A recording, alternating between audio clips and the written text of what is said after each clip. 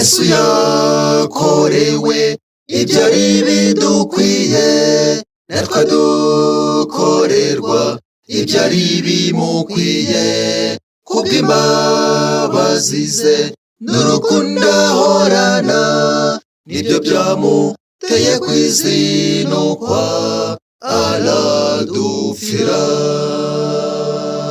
Kubw'ibyaha byanjye nawe twarabo kurimbuka, maze Yesu aremera abyishyiraho byose, ajya mu mwanya wa rudyo kwiriye bavandimwe.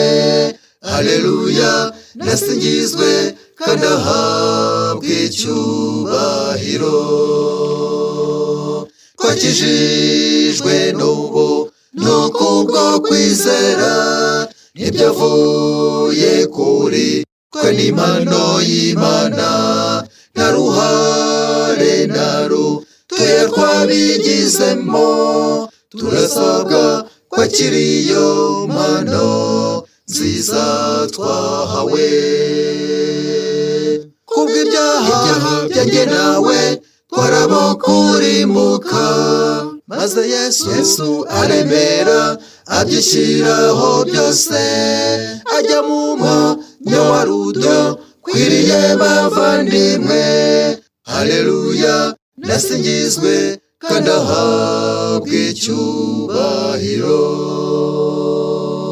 Nuko rero ubwo twatsindishirijwe no kwizera, dufite amahoro ku Mana, kubw'umwami wacu Yesu Kristo.